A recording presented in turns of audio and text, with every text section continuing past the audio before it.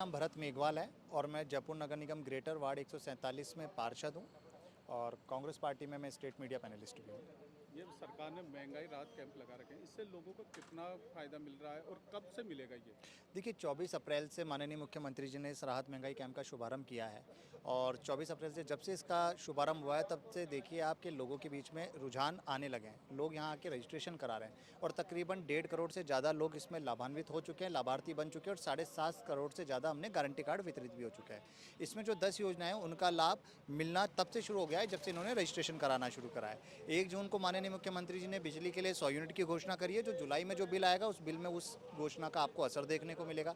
इसके साथ ही पशुधन का है, अन्नपूर्णा योजना में माननीय मुख्यमंत्री जी ने डायरेक्ट जो भी बेनिफिट होगा उनके खाते में ट्रांसफर किए जा रहे हैं। तो जो भी योजनाएं उन सभी योजनाओं से जो आम जनता है उन आम जनता को राहत देने का काम माननीय मुख्यमंत्री जी और कांग्रेस सरकार ने किया है। पर कई जगह हमने देखा भी राहत कैंप जहाँ अलग, पर ये जहाँ गए वहाँ पर भी अभी तक केवल जो काम करने वाले हैं उनके अलावा और कोई अन्यथा कोई मिला नहीं।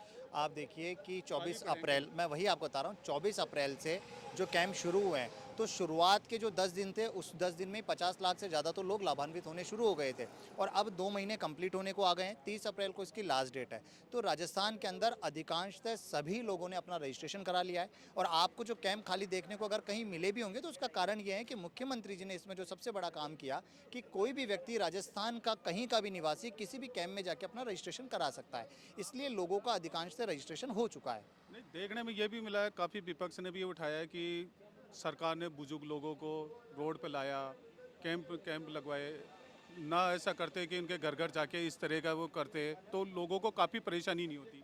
मुझे लगता है कि विपक्ष को ये बात नहीं कहनी चाहिए क्योंकि नोटबंदी और कोरोना में जिस तरह की स्थिति केंद्र सरकार ने करी थी और भारतीय जनता पार्टी ने करी थी वो हम सब लोग जानते हैं। और राहत महंगाई कैंप में लोगों को लाने का जो कारण था वो ये कारण था कि जो योजनाएं हैं एक आम व्यक्ति अपन किस योजनाओं से लाभान्वित हो सकते हैं उस बारे में नहीं जानता।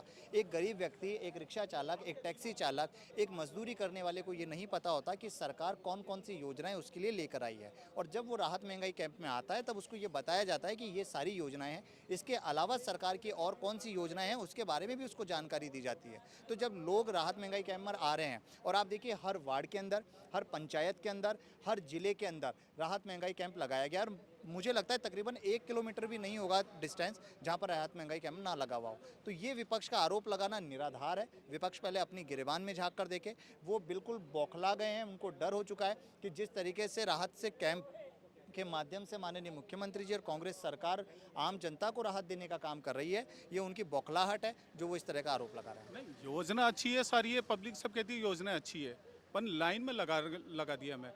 बुजुर्ग महिलाएं जो 2-2 घंटे नंबर नहीं आता कईयों का, जब शुरू में ये कैंप स्टार्ट हुआ था तब से तो महिलाएं कईयों का हमने भी बात की थी, कवर किया था तो देखा था कि वास्तव में कई महिलाएं बुजुर्ग ऐसे लाइन में लगे हुए हैं, काफ़ी परेशान हो रहे थे। देखिए जब 24 अप्रैल को ये कैंप शुरू हुआ था तब हम भी ये मानते हैं कि लोगों में इस प्रति रुझान था, तो लोग बहुत ज़्यादा संख्या में कैंपों में आने लगे थे।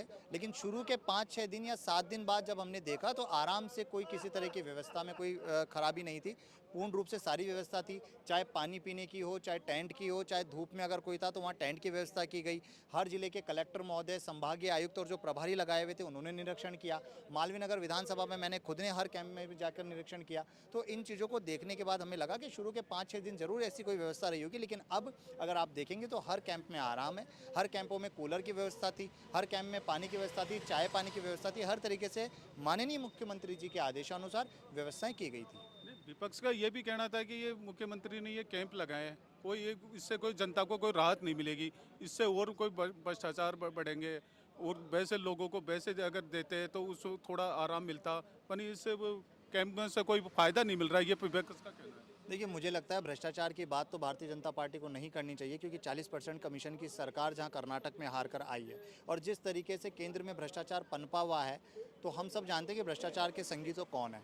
और माननीय मुख्यमंत्री जी ने जो ये राहत देने का काम किया है, ये राहत देने का काम आम जनता को किया है, राजस्थान की जनता को किया है और उसी का परिणाम था कि पिछले 4.5 साल में 9 उपचुनाव में हमने 7 उपचुनाव जीते और भारतीय जनता पार्टी को जमानतें जब्त होनी पड़ी है। तो उनका ये जो आरोप है, आरोप वो लगाते रहेंगे। चुनावी साल है, चुनावी साल में वो देख रहे हैं उनके पास किसी तरह की योजनाएं नहीं है। पहले जो एक मोदी फैक्टर हुआ करता था, आज वो मोदी फैक्टर भी खत्म हो चुका है और राजस्थान में कांग्रेस के पास काम है, कांग्रेस के पास कार्यकर्ता है और कांग्रेस के पास धरातल पर किए गए कामों की सूची है। उसी के आधार पर हम अभी तक महंगाई राहत कैंप में कितने रजिस्ट्रेशन हो चुके हैं? 1.5 करोड़ से ज़्यादा तो लोग लाभान्वित हो चुके हैं, जिसमें रजिस्ट्रेशन हो चुका है 7.5 करोड़, क्योंकि एक व्यक्ति को हो सकता है 2 से 3 से 4 योजनाओं में लाभ मिलता है तो गारंटी कार्ड वितरित होते हैं, तो 7.5 करोड़ से ज़्यादा गारंटी कार्ड वितरित हो चुके हैं। अब 7 करोड़ की जनसंख्या के अंदर अगर 1.5 करोड़ लोग लाभार्थी हो जाते हैं तो आप ही लगाइए 70% के आसपास का आपका रेशियो आता है। इसका मतलब राजस्थान की जनता इस महंगाई कैंपों के माध्यम से राहत लेने का काम कर रही है।